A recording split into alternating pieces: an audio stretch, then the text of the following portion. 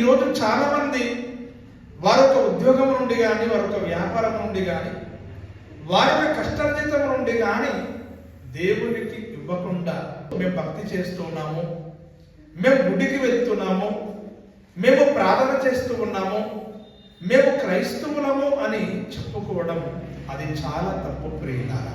Bible గ్రంథములో మనము చూడగలిగినప్పుడు మత్తయి సువార్త 19 అధ్యాయము 16 వచనము దయచేసి ఎవరైనా చదివి వినిపించవలసిందిగా ప్రభు పేరట మనం చేస్తూ ఉన్నాం. ఇదిగో ఒకడు ఆయన వద్దకు వచ్చి బోధకుడా నిత్య జీవము పొందుటకు నేను ఏ మంచి కార్యములు చేయవలనని ఆయనను అనగా యేసుక్రీస్తు వారిని అడుగుతున్నాడు. ప్రియులారా, ప్రియమైనటువంటి దేవుని వల్లరా, ఇక్కడ మనము చూడగలిగినప్పుడు ఇక్కడ ఒక ధనవంతుడు కనబడుతున్నాడు. ఒకరోజు ఈ ధనవంతుడు యేసుక్రీస్తు దగ్గర పరిగెట్టుకుని వెళ్ళి స్వాష్టంగా సాగిలపడి యేసు ప్రభుని అడుగుతున్నాడు. ఏమనంటే, బోధకుడా, నిత్య జీవము పొందాలి అంటే నేను భూమి మీద ఏ మంచి కార్యములు చేయాలి? యేసు ప్రభు వారు ఏమని చెప్పారంటే, నరహత్య చేయవద్దని చెప్పాడు, వ్యభిచరించవద్దని చెప్పాడు, నీ పొరుగు వాని భార్యని ఆశించవద్దని చెప్పాడు, దొంగిలించవద్దని చెప్పాడు. ఇలా బైబిల్లో ధర్మశాస్త్రంలో ఉన్న 10 ఆజ్ఞలు నీవు పాటించాలి అని యేసు ప్రభు వారు యవనస్తుడైనటువంటి ధనవంతుడిని కరాఖండిగా చెప్పినట్లుగా మనం చూస్తాం. అప్పుడు యవనస్తుడు యేసు ప్రభు ఏమనంటే, ఇవన్నీ కూడా నేను బాల్యము నుండే అనుసరించుచున్నాను అని చెప్పాడు. ఇవన్నీ కూడా బాల్యము నుండే నేను అనుసరించుచున్నాను అని చెప్పాడు. అంటే బాల్యము నుండి ఈ యవనస్తుడు అనుసరిస్తూ ఉన్నాడు అంటే, ఈ యవనస్తుడు, ఈ ధనవంతుడు తల్లిదండ్రుల పెంపకములో పెరిగిన వ్యక్తి. తల్లిదండ్రుల పెంపకములో పెరిగిన వ్యక్తి. ఏ పెంపకమును పెరిగాడు అని ఆలోచించినప్పుడు, దొంగిలించకూడదు, వ్యభిచరించకూడదు, పొరుగువాని భార్యని ఆశించకూడదు, నరహత్య చేయకూడదు, పొరుగువాని గాడిదనైనను, ఎద్దునైనను, మేకనైనను ఆశించకూడదు. ఈ 10 ఆజ్ఞలన్నీ కూడాను ఈ యవనస్తుడు బాల్యము నుండే అనుసరిస్తూ ఉన్నాడు. సంఘానికి నడిపిస్తున్నటువంటి సంఘ కాపరి ఉన్న దాంట్లో నుండి మీరు దేవునికి ఇవ్వండి అని చెప్తాడు. లేదా మీ కష్టార్జితాన్ని దేవునికి ఇవ్వండి అని చెప్తాడు. మీ జీతము నుండి, మీ వ్యాపారము నుండి దేవునికి ఇవ్వండి అని ఒక బోధకుడు బోధిస్తాడు. కానీ మీకున్నటువంటి వెండి కానీ, మీకున్నటువంటి బంగారము కానీ, మీకున్నటువంటి మేడమిద్దలు కానీ, మీకున్నటువంటి ఆస్తి కానీ అమ్మేసి మీరు దేవుని సేవకి ఇవ్వండి అని నాకు తెలిసినంత వరకు ఏ సేవకుడు కూడా చెప్పడు. ఇలా నాకు తెలిసినంత వరకు ఏ సేవకుడు కూడా చెప్పాడు. ఒకవేళ ఈ విధంగా ఒక సేవకుడు చెప్పాడు అనుకోండి, సేవకుడు మీద నింద మోపుతారు. ఏమని అంటే, అతను ఏం సేవకుడు అండి? వాళ్ళ చర్చికి వెళ్తేమో బంగారం అమ్మండి అంటున్నాడు, వాళ్ళ చర్చికి వెళ్తేమో వెండి అమ్మండి అంటున్నాడు, వాళ్ళ చర్చికి వెళ్తేమో ఇల్లు అమ్మండి అంటున్నాడు, వాళ్ళ చర్చికి వెళ్తేమో ఆస్తి అమ్మండి అంటున్నాడు. నామకంత క్రైస్తవులు ప్రియులరా అపార్థము చేయడానికి అవకాశం ఉంటుంది. అవునా కాదా? అపార్థం చేయడానికి అవకాశం ఉంటుందండి. నిజంగానే యేసుక్రీస్తు వారి కానీ ఇదే చర్చిలో డైరెక్ట్ గా నాకులాగా నిలబడి ఈ మాట కానీ ఒకవేళ చెప్పాడు అనుకోండి, ధనవంతుడికి చెప్పినట్లుగానే ఇదే మాట ఇదే మందిరంలో నిలబడి యేసు ప్రభు వారు చెప్పాడు అనుకోండి, ప్రియులారా సందేహం లేకుండా, డౌట్ లేకుండా యేసు ప్రభు వారిని కూడా అపార్థం చేస్తారండి. ఏమని? మా భూమిని ఎందుకు అమ్ముకోవాలి, మా వెండి ఎందుకు అమ్ముకోవాలి, మా ఇల్లు ఎందుకు అమ్ముకోవాలి అని యేసు ప్రభుని తృణీకరిస్తారు, యేసు ప్రభుని అపార్థం చేస్తారు. ప్రియులారా, యేసుక్రీస్తు వారు ధనవంతుడైనటువంటి యవనస్తుడితో చెప్తున్నాడు, నీకు కలిగినటువంటి ఆస్తి అమ్మే, నీకు కలిగినటువంటి ఆస్తి అమ్మి బీదలకు పంచిపెట్టు, నీ దగ్గర ఏం ఉంచుకోవద్దు, వెండి కానీ, బంగారము కానీ, ధనము కానీ, సంపదన కానీ నువ్వేం కూడా ఉంచుకోవద్దు. అవన్నీ కూడా నువ్వు బీదలకు పంచు. అవన్నీ కూడా బీదలకు పంచు, లేని వారికి పంచు. దాని తర్వాత నన్ను వెంబడించు అంటున్నాడు. అంటే దేవునికి వెంబడించేవారు, యేసు ప్రభుని పాలయ్యేవారు ఎటువంటి వారై ఉండాలంటే వారి ఆస్తులు దేవుని కోసం ఇవ్వగలగలటండి. వారి సంపదన దేవుని కోసం ఇవ్వగలగలటండి. అలాంటి వారు మాత్రమే యేసు ప్రభుని వెంబడించారట.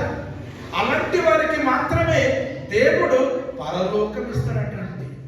అంటే నరహత్య చేయవద్దు అన్న మాట పాటించడు కదండి, దొంగిలించవద్దు అన్న మాట పాటించడు కదండి, వ్యభిచరించకూడదు అన్న మాట పాటించడు కదండి.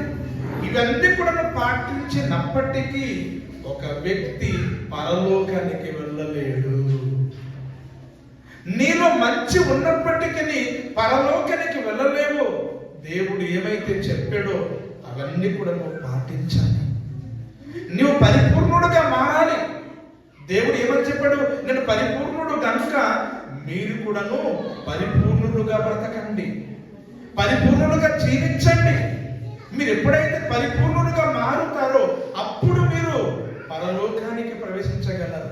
ఒక వ్యక్తి ఎప్పుడు పరిపూర్ణుడుగా మారగలడు అంటే తనకున్నటువంటి ప్రాపర్టీ అంతా కూడాను దేవుని కోసం ఖర్చు పెట్టగలిగిన వ్యక్తి మాత్రమే పరిపూర్ణుడుగా మారగలడు. అంటే పరిపూర్ణుడుగా మారాలంటే ప్రాక్టీస్ చేయాలి. ఏ విధంగా ప్రాక్టీస్ చేయాలి? నీ జీతముల నుండి ఇవ్వడము, నీ వ్యాపారం నుండి ఇవ్వడము, నీ యొక్క వ్యవసాయం నుండి ఇవ్వడం, నీ యొక్క కష్టజీతం నుండి ఇవ్వడం అనేటువంటిది మనము ప్రాక్టీస్ చేస్తే అప్పుడు మనం పరిపూర్ణులుగా మారగలము. పరిపూర్ణులుగా మారిన వారికి దేవుడు పరలోకం ఇస్తాడు. అంతే తప్ప గుడికి వెళ్ళి దేవునికి ఏమి ఇవ్వకుండా, దేవునికి ఏం ఖర్చు పెట్టకుండా నేను పరలోకానికి వెళ్తాను అనుకుంటే ఇదిగో ఈ ధనవంతుడు పరలోకానికి వెళ్ళడం మరి? చెప్పండి, ధనవంతుడు పరలోకానికి వెళ్ళడం మరి? ఈ వాక్యం బోధించమనుకోండి, సంఘములు కొంతమంది బలహీనులు ఏమనుకుంటారంటే ఆ చర్చికి ఎప్పుడు కూడాను కానుకల గురించే బోధిస్తారు, ఆ చర్చికి ఎప్పుడు కూడాను దశమ భాగాల గురించే బోధిస్తారు. మరి పరిపూర్ణుడుగా మారాలి అంటే ఇదిగో ఈ కానుకల గురించి చెప్పాలి కదండి. నీ కష్టం ఇవ్వగలగాలి, నీ సంపాదన ఇవ్వగలగాలి. ఇవన్నీ కూడా ఇచ్చుకుంటూ ఇచ్చుకుంటూ ఇచ్చుకుంటూ ఇచ్చుకుంటూ పెంచుకుంటూ పెంచుకుంటూ వస్తేనే కదండి నీ పరిపూర్ణుడుగా నీ మారతావు కదండి. అంటే పరిపూర్ణుడిగా ఒక వ్యక్తి మారగలగాలి అంటే అవసరం వస్తే నీ సంపాదన అంతా కూడా దేవుని కోసము ఖర్చు పెట్టగలిగినప్పుడు నీ పరిపూర్ణుడుగా మారగలవట. పరిపూర్ణుడుగా మారిన వాడికే దేవుడు పరలోకం ఇస్తాడని ఇంత స్పష్టంగా బైబిల్లో దేవుడు వ్రాయించి ఉంటే, ప్రియులారా, ఈరోజు చాలా మంది ఎటువంటి సంఘాలు సెలెక్ట్ చేసుకుంటున్నారంటే ఏ సంఘానికి దశమభాగాలు అడగటం లేదో ఆ చర్చికి వెళ్ళాలి. ఏ చర్చిలో అయితే పాస్టర్ గారు కానుకలు బోధించకుండా ఉంటారో ఆ చర్చికి వెళ్ళాలి. అంటే దేవుని కోసం ఖర్చు పెట్టలేని వారు, స్వార్థపూరితంగా వారి గురించే ధనమును ఆస్తిని సమకూర్చుకున్న వారు ప్రియులారా, మరి కానుకల గురించి చెప్పే సంఘాలకు కానీ బోధకుల దగ్గర కానీ వాళ్ళు వెళ్ళడానికి ఇష్టపడరు. దేవుడు సృష్టి అంతా కూడాను మన చేతికి ఇచ్చాడండి. ఈరోజు చాలా ఫ్రీగా అనుభవిస్తున్నాం. నీ కష్టజీతంలో నుండి, నీ వ్యాపారంలో నుండి, నీ కూలినారి నుండి, నీ యొక్క ఉద్యోగం నుండి దేవునికి ఇవ్వడానికి చేతకాక ఈరోజు ప్రియులారా కానుకల గురించి వాక్యం బోధిస్తూ ఉంటే ఈరోజు సంఘ కాపరికి అపార్థం చేస్తూ ఉన్నారా? దేవుని మందిరములో 3 సంవత్సరములు పడుకున్నానండి. 3 సంవత్సరములు పడుకున్నాను దేవుని మందిరములో. అది మీకు తెలుసు. మంచం లేదు, ఎటువంటి కుర్చీలు లేవు. 3 సంవత్సరములు నేలలో పడుకున్నాను. ఎవరి చుట్టం వచ్చిన కనీసము కూర్చోడానికి అవ్వదు, ఎవరి చుట్టం వచ్చిన కనీసము మంచపడడానికి అవ్వదు. ఉన్న ఇల్లు అంతా టోటల్గా అమ్మేసుకొని దేవుని మందిరంలో 3 సంవత్సరములు పడుకున్నానండి. నేను నా వెండి అమ్ముకున్న, బంగారం అమ్ముకున్నాను, నా సంపదన అమ్ముకొని ఈరోజు మందిరము ఇదిగో ఈ స్థాయికి తీసుకొచ్చానండి. ఎవడైతే ఇచ్చుకుంటూ పోతూ ఉంటాడో వాడు రోజు రోజు రోజు డెవలప్ అవుతాడండి. అది పక్క. ఇవన్నీ డెవలప్ అవ్వలేడు. ఎందుకంటే బైబిల్ చెప్తుంది ఇవ్వబడును, అది కుదిరించి నిండు కొలతతో దిగజారున్నట్లుగా ఇస్తాను అని ఎవరు చెప్పారు? యేసు ప్రభు చెప్పాడే కదా. అంటే నీ ఎదుగుదలకు ఇది ఒక ట్రిక్సే కదా. నువ్వు ఎదగాలంటే దేవునికి ఇవ్వాలి కదా. కనుక ప్రియమైనటువంటి దేవుని వల్ల దయచేసి మన గుడికి వచ్చిన మాత్రం పరలోకానికి వెళ్ళను. ఏదో భక్తిన ముసుగులో ఉన్నంత మాత్రం పరలోకానికి వెళ్ళను.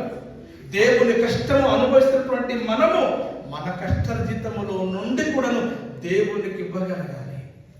ఈ ధనవంతుడు నరహత్య చేయలేదు, వ్యభిచరించలేదు, దొంగిలించలేదు, పొరుగువాన్ని ఆస్తి ఆశించలేదు. కానీ ఈ ధనవంతుడు పరలోకానికి వెళ్ళలేకపోయాడు. కారణం ఏంటో తెలుసా అండి? తనకున్న ఆస్తిని బీదలకు పంచి పెట్టలేదు, పరిపూర్ణుడుగా మారలేకపోయాడు. అన్ని పాటించినప్పటికీ ఇది చెయ్యలేకపోయాడు. కనుకనే పరలోకానికి వెళ్ళలేకపోయాడు. అందుకనే మీరు పరిపూర్ణులుగా మారాలి అంటే పిల్లరా, ఇదిగును చెప్పినట్లుగా, యేసు ప్రభువు చెప్పినట్లుగా మీ వ్యాపారం నుండి, మీ ఉద్యోగం నుండి, మీ కష్టజీతం నుండి దేవునికి ఇవ్వగలిగినప్పుడు మీరు పరిపూర్ణులుగా మారిపోతారటండి. అండి బైబిల్లో ఎంతమంది తెలుసు అండి అబ్రహాం గురించి? అబ్రహాం గురించి ఎంతమంది తెలుసు అండి? అందరికీ తెలుసు. అబ్రహాం తన కుమార్తె దేవునికి ఇచ్చేశాడు. అవును కదా? ఒకే ఒక కుమారుడు, ఇద్దరు లేరు, ముగ్గురు కాదు. ఒకే ఒక కుమారుడికి దేవునికి బలిగా ఇవ్వడానికి తీసుకెళ్ళిపోయాడండి మోరియా దేశానికండి. ఏంటి వెండి ఇచ్చాడా, బంగారం ఇచ్చాడు? కాదు, తన ఏకైక కుమారుడికి దేవునికి ఇచ్చాడండి. పొరపాటుగా మీ పిల్లల్నే కానీ దేవుడు అడిగాడు అనుకోండి, మీరు నిజంగా దేవునికి ఇస్తారా? వెండి అయితే ఇస్తామండి, బంగారం అయితే ఇస్తామండి, కానీ నా కొడుకుకి ఇవ్వాలా, నా కుమార్తెకి ఇవ్వాలా అని మనం ఇమ్మీడియట్గా దేవునికి అపార్థం చేస్తామండి. అబ్రహాం అందుకే విశ్వాసులకు తండ్రి అయిపోయాడండి. అబ్రహాం అందుకే పరదేశికి వెళ్ళిపోయాడండి. అబ్రహాము రొమ్మున లాజరు ఎందుకు ఆనుకున్నాడు? పిల్లరా, అబ్రహాము పరదేశంలో అందరికీ తండ్రి అయిపోయాడు. ఈ భూమి మీద విశ్వాసులందరికీ తండ్రి అయిపోయాడు. కారణం ఏంటో తెలుసా అండి? ఒకే ఒక కొడుకుని దేవునికి ఇచ్చాడండి. 100 రూపాయలు మీ జేబుకుందండి, 100 రూపాయలు దేవునికి ఇచ్చేస్తారు. ఏం చేస్తారు తెలుసా అండి? షాప్కి వెళ్తారా చేంజ్ చేస్తారండి, 10 రూపాయలు చేంజ్ చేస్తారండి, లేదా 50 చేంజ్ చేస్తారండి. 50 దేవునికి ఇస్తారు, 50 విరించుకుంటారు, లేదా 90 రూపాయలు విరించుకుంటారు, 10 రూపాయలు కానుకలు ఇస్తారండి. కానీ అబ్రహాము ఒకే ఒక కొడుకు ఆయన దేవునికి ఇచ్చాడండి. అందుకు అబ్రహాము విశ్వాసులకు తండ్రి అయిపోయాడు. అందుకు అబ్రహాము పరదేశకు వెళ్ళాడు. ఇంతవరకు నేను ఆ ప్రేమ గురించి చెప్పింది చిన్న చిన్న వాక్యాలు చెప్పింది, కానీ దాని ఒక లోతుల్లోకి వెళ్ళిపోతండి. నిజంగానే మీరు కూడా తట్టుకున్నారండి. ఓహో, దేవునికి ఇలా ఎవడైతే ఇస్తాడో అలాంటి వాడు పరలోకానికి వెళ్తాడా? అంటే కానుకల వరకు మీరు ఆగిపోయారా? దేవుడు ఏమని చెప్పాడు? ప్రాణం ఇవ్వండి అని చెప్పాడు. కానుకల వరకు ఆగిపోయారు, కానీ దేవుడు అన్నాడు మీ ప్రాణమే నాకు కావాలి అంటాడు దేవుడు. ప్రాణం ఇస్తావు మరి దేవునికి? ప్రాణం కంటే వెండి ముఖ్యమా? ప్రాణం కంటే బంగారం ముఖ్యమా? ప్రాణము కంటే డబ్బు ముఖ్యమా? ప్రాణము కంటే భార్య ముఖ్యమా? ప్రాణము కంటే ఇల్లు ముఖ్యమా? ప్రాణమే దేవుడు అడుగుతున్నాడు. ఒరే నీ ప్రాణం నాకు ఇవ్వనంటున్నాడు దేవుడు. ఇవ్వగలరా? ఏంటి ఇవన్నీ కూడా ఇవ్వలేని వాడు ప్రాణం ఇవ్వగలరా? ఇవ్వలేడు. కనుక ప్రియమైనటువంటి దేవుని వల్ల ఆ ధనవంతుడు అన్ని పాటిస్తున్నప్పటికీ నీ పరిపూర్ణకు కోరిన ఎడల ఇదిగో నీ కలిగినటువంటి ఆస్తిని అమ్మి బీదలకు పంచి నన్ను వెంబడించు, అప్పుడు నీవు నిత్య జీవానికి వారసుడవుతావు, అప్పుడు నీవు పరలోకానికి వెళ్తావని యేసు ప్రభు చెప్పగానే ఈ ధనవంతుడు ముఖము చిన్న పుచ్చుకున్నాడటండి. మీకు అర్థమైందా? ఈ ధనవంతుడు ముఖము చిన్న పుచ్చుకున్నాడు. కానుకల గురించి బోధిస్తే సంఘస్థులకైతే చిన్న పుచ్చుకుంటారు. ఇవ్వలేని వాళ్ళు, ఇచ్చేవాళ్ళు కాదు సుమా, ఇవ్వలేని వాళ్ళు, పిసినారులు, ఇతరులు ఇస్తూ ఉంటే పిల్లల తట్టుకోలేని వారు. మనం ఎలాంటి ఆలోచన కలిగి తెలుసండి? ఒక వ్యక్తి ఇస్తున్నప్పుడు అయ్యో నేను ఎప్పుడు ఇవ్వగలను దేవునికి, నేను కూడా ఇవ్వగలిగే స్థాయికి దేవుడు నన్ను తీసుకొస్తాడా? ఇటువంటి ఆలోచనలు మనం కలిగి ఉండాలి. కానీ ఇచ్చేవారిని ఇవ్వనివ్వకుండా చివరికి మనం ఇవ్వకుండా పిల్లల మనం అలిగి సనుకుంటే దేవుడు మన జీవితం ఎప్పుడు కూడా దీవించాడు. ఈ ధనవంతుడు ముఖము చిన్నబుచ్చుకొని తిరిగి వెళ్ళిపోయాడండి. తిరిగి వెళ్ళిపోయాడంటే యేసు ప్రభు వారు చెప్పింది ధనవంతుడికి నచ్చలేదు. ఈ రోజు నేను బోధించే బోధ కూడా నచ్చని వారు వెళ్ళిపోతారండి. నచ్చినవాడు మాత్రమే, ఇష్టపడేవాడు మాత్రమే ఉంటాడు. ఎందుకంటే నా ప్రసంగాలు ఎప్పుడు కూడా రాజపడే ప్రసంగాలు ఉండవు. నా ప్రసంగాలు ఎప్పుడు కూడా పాలిసి కొట్టే ప్రసంగాలు ఉండవు. నా ప్రసంగము పౌరుషంగా ఉంటది, రోషంగా ఉంటది. ఉన్నది ఉన్నట్లుగా ముక్కు సూటిగా బోధిస్తాను. సంఘం నింపుకోవడానికి నేను ప్రయత్నం చేయను. దేవుడు చెప్పుమని చెప్తాను నేను. మీకు అర్థమైందండి? గనుక యేసు ప్రభువు చెప్పినప్పుడు ధనవంతుడు ఎలాగైతే ముఖము చిన్నపుచ్చుకొని వెళ్ళిపోయాడు, నా బోధని ఇష్టపడని వారు ఎప్పుడు కూడా మన సంఘములో ఉండలేరు. ఇన్నల వరకు మీరు ఉన్నారు అంటే ఈ సంఘానికి మీరు అంటుకట్టబడ్డారు. ఈ సహవాసములో మీరు పాలు పొందుతూ ఉన్నారు. ఈ సహవాసానికి నచ్చింది. ఇది నిజమైనటువంటి సంఘము అని మీరు హత్తుకున్నారు కనుకనే ఉన్నారు. రకరకాలుగా ఆలోచించేవాడు ప్రియులారా ఈ సంఘానికి ఉండలేడు. వాడు వెళ్ళిపోతాడు బయటికి. మన బోధ నచ్చని వాడు, వాక్యానుసరమైన బోధ నచ్చని వాడు మన సంఘానికి ఎవడు కూడా ఉండలేడండి. మీకు నచ్చింది, ఈ బోధకు మీరు హత్తుకున్నారు కనుకనే నా బోధలు ఎంత పౌరుషంగా ఉన్నా, రోషంగా ఉన్నా ఉండగలుగుతారు. మీరు ఒకవేళ వెళ్ళడానికి ప్రయత్నం చేసినా చివరికి తిరిగి ఇక్కడే వస్తారు. ఎందుకంటే ఈ బోధ మీకు అప్పింది కనుక. ఏటమ్మా, ఈ బోధ మీకు నచ్చింది కనుక, ఈ బోధ పరలోకానికి నడిపించింది కనుక మీరు ఎక్కడ తిరిగినా చివరికి మరలా నిజమైనటువంటి సంఘములోనే తిరిగి వస్తారు. ఈ ధనవంతుడు తిరిగి వెళ్ళిపోయిన తర్వాత యేసు అన్నాడు, ధనవంతుడు పరలోక రాజ్యంలో ప్రవేశించుట దుర్లభం.